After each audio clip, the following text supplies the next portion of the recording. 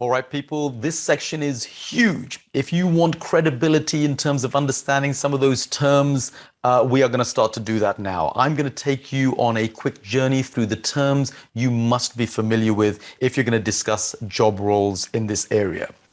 Now, as I said, this is not designed to make you into a cybersecurity professional. And also, I'm not going to turn this into an A to Z glossary of terms relating to all areas of concern.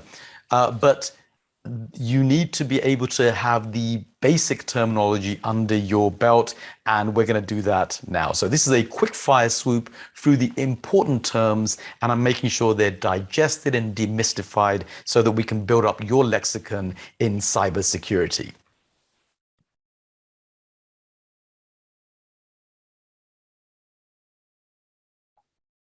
Now I'm going to introduce some key terms here, and invariably I may even miss some out, which we will definitely bring into play later on when we discuss the roles themselves. So if I miss them in here, I'll put them in there somewhere. This is a huge area. So of course, I'm softly introducing you to some of these terms and concepts. So let's keep the introduction sweet and dive in. Let's crack on with the first term. APT, or Advanced Persistent Threat. Now, whenever you see APT strategies on a job spec, it means they are looking for people who have dealt with criminals who have used very long-term strategies. Hackers, these are not sort of one-shot wonders. These are people who've taken months and even years to create a strategy to get into large networks. And it would then be followed by a very sophisticated attack. And they would come into your network. They may even remain undetected within the network over long periods of time.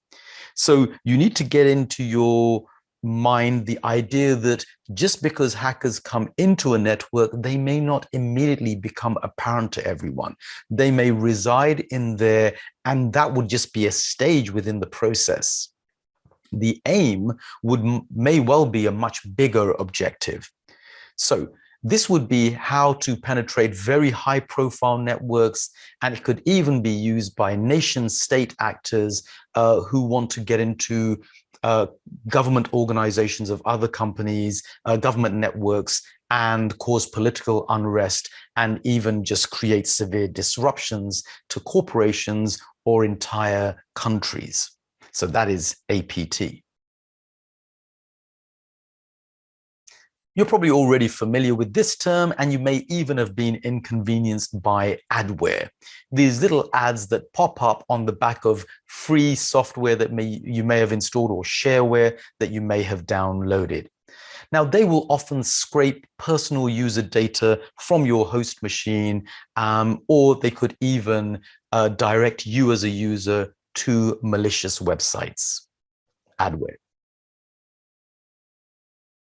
Attack vector is a term you should use. And as I mentioned in another lesson earlier, this is the cyber criminal carrying out a study of all the vulnerabilities within a network so that they can assess the best way to gain entry into the system. I am actually going to go into more detail with regards attack vectors and attack surfaces later on, so don't worry. But the attack vectors can be technological, as in the weaknesses within your IT system, or as we mentioned, they can be to exploit the human element and the human weaknesses within an organization. But attack vectors are pretty much listed by hackers prior to attacking your system. As we've just mentioned in another lesson, the new normal of working from home and the plethora of unsecured devices which remote workers are now using, they create a whole new landscape of attack vectors for cyber criminals. And as I said, I will go there in much more detail later on.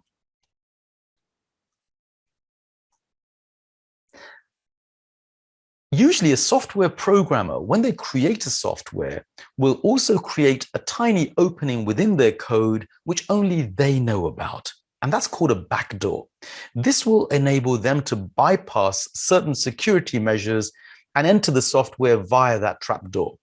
However, these are, of course, a cherished prize by hackers as well. And they will constantly be looking for backdoors in order to gain unauthorized access to the system and cause mayhem through that software.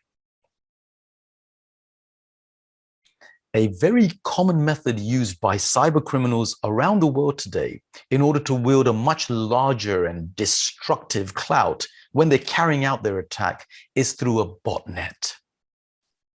A botnet is made up of hundreds, thousands, and even millions of computers, which the hackers will have spent time and effort on infecting with a malware virus. Now, all of those millions of compromised computers around the world, they may not show any signs of being infected at all.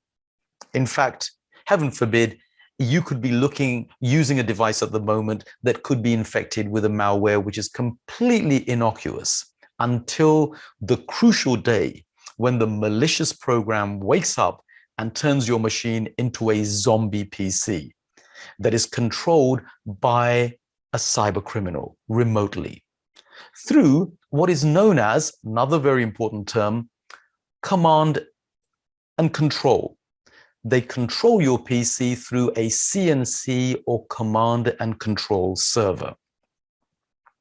The infected PCs can then be grouped together in what is known as a botnet attack upon a particular network or a server, and they would completely inundate that server, disabling it completely. That attack is known as a DDoS, or a distributed denial of service attack. So botnets are used to create a DDoS attack.